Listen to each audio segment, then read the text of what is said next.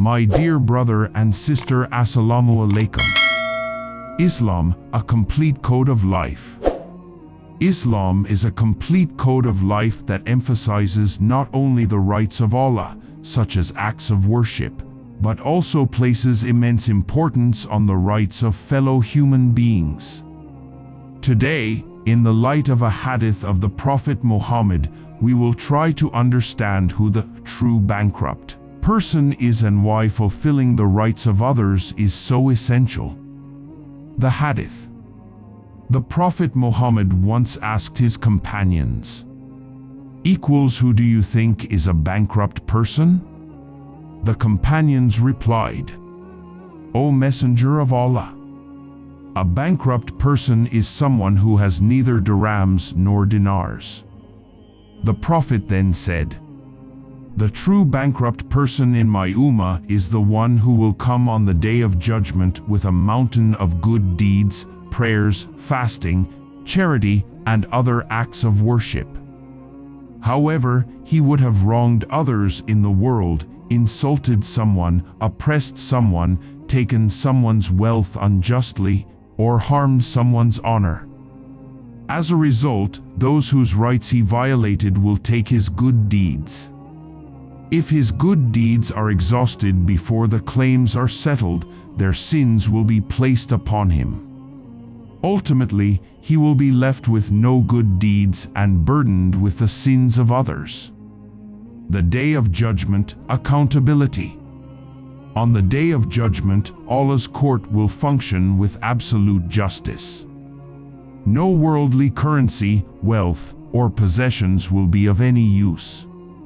The only currency that will matter will be one's good deeds. Those who were wronged will be compensated with the oppressor's good deeds. If the oppressor's good deeds are depleted, the sins of the wronged will be transferred to the oppressor. Conclusion. The person who arrives with a treasure of good deeds but leaves burdened with sins will be the true bankrupt individual.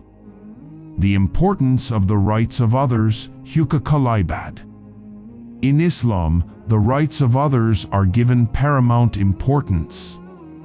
1. Acceptance of worship depends on fulfilling the rights of others. Strengthening one's relationship with Allah must go hand in hand with good conduct toward people. 2. Rights of others are not forgiven until the victim pardons.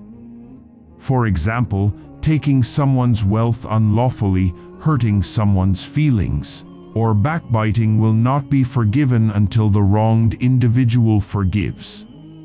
3. Absolute justice on the Day of Judgment.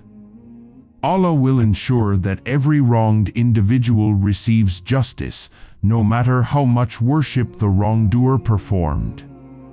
Practical examples of fulfilling the rights of others. Hazrat Umar's R.A. guidance. Once, Hazrat Umar, R.A., advised a preacher to limit his voice to the audience present and not to let it disturb others beyond the gathering.